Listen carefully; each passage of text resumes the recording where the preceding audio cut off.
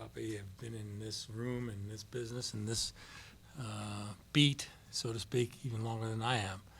But I can tell you one thing, there's no one in the room more surprised that I'm sitting right here having this conversation than me.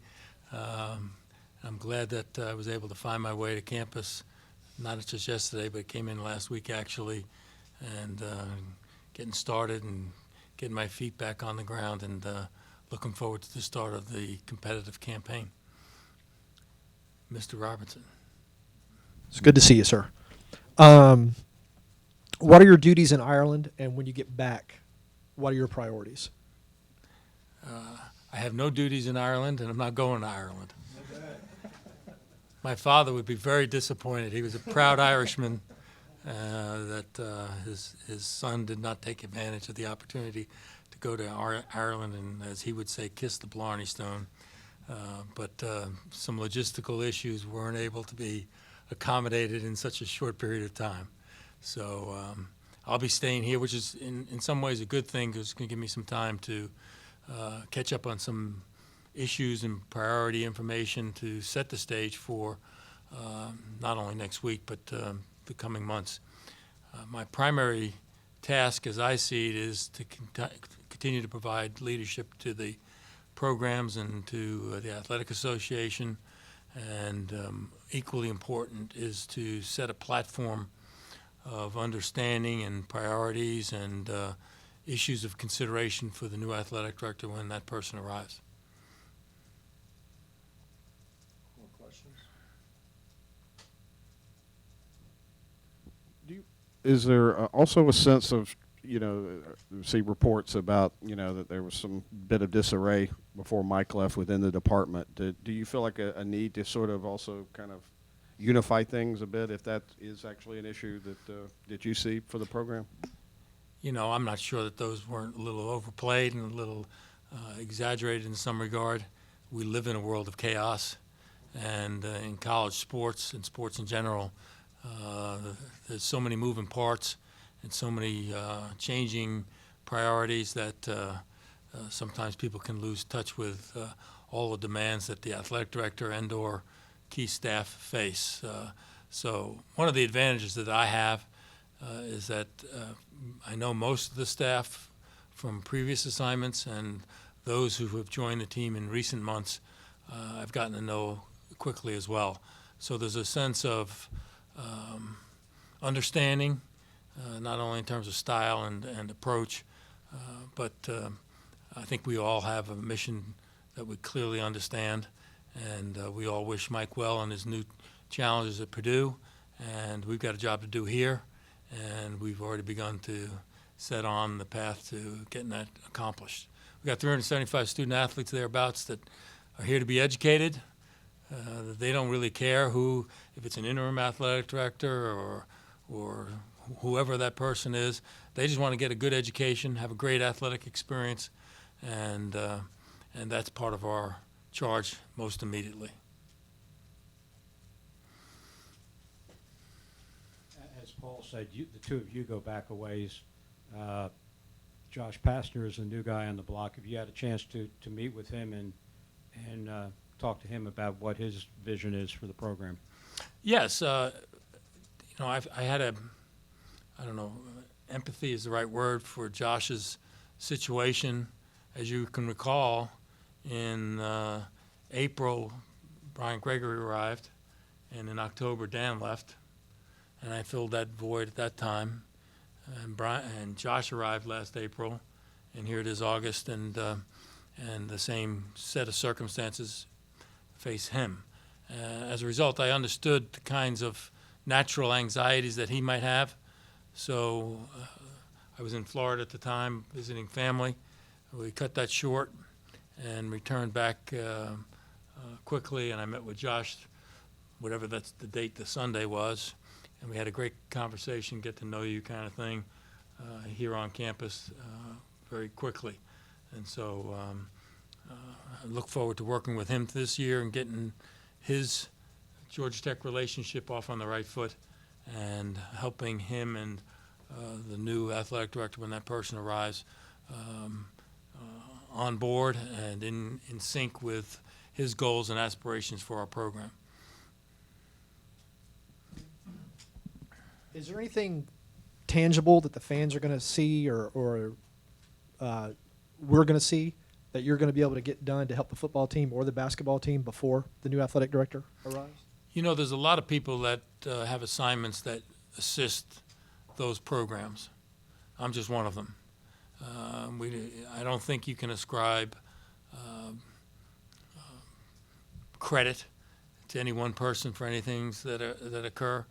I think that one of the things that might not be as visible to all, but I'm confident will be visible to Paul and Josh and Michelle and Danny and the whole host of coaches we have, is a sense of interest and concern for their success. I have had historically close relationships with all of our coaches. I've reestablished those quickly, and for lack of a better phrase, they know that I'm in their corner, got their back. I know what they're up against. I know the challenges that they face, and it's my job to help them be successful. And so myself, as well as a whole array of other support staff, have been charged with the responsibility of making that happen. So, you know, when we win a game this weekend in Ireland, clearly I won't even be there, but I'll take credit for it because I know I'm going to be blamed for the cold hot dog in Section 221 next weekend. So I understand that drill, but my big thing is all right. We understand we've had change, but we've got responsibilities to accept and move forward, and our staff and coaches have accepted those responsibilities, and we're ready to go. As someone who's served a lot of roles within the athletic department here, what do you think the next athletic director needs to be able to do best compared to the other skills they're going to need to have? You know, I don't think that's clear. I think that a person can bring expertise in a wide range of specific areas in our industry and surround themselves with other key talent to be successful. You know, if you say that the next athletic director needs to be world-class fundraiser, well, that could be fine. And then they would need to surround themselves with complementary, not supplementary skills and talent and personnel. And the same can be applied to people who have backgrounds that have been focused in a wide range of ingredients in our industry. I'll tell you one thing, though, that I don't think people appreciate, and I can speak to this from my own personal experiences, have been in this business since longer than some of you have been alive, but back in the 60s, that this isn't the same college athletic program and college athletic industry that existed 5 years ago, not to mention 10, 20, 30, 40 years ago. So it's an ever-evolving challenge, and one that I think, so if you looked at one skill set as the one is to be able to identify changing issues and priorities in a changing landscape, and being able to lead a complex organization, a very prideful organization, into a successful position for the future. You know, the world keeps changing, and your industry has changed, our business has changed as well, and we just need to stay ahead of it. Has Georgia Tech done a good job at that, do you think? I think we have. I think that there's certainly have been some places where we've accomplished some things better than others, and some that we might have not reached what we think we should, and some challenges are left to be fulfilled. But that's not unlike any sports franchise, be it professional, college, or otherwise. And Georgia Tech's a very unique and unconventional member of the Power Five conferences, but one that has a proud and rich tradition that it wants to keep moving forward. Anything else? Jonathan Simmons, Real Talk Sports. I think you addressed this a little bit, but I'll ask it again. What kind of would be your main goals as interim athletic director in making this transition to the permanent director?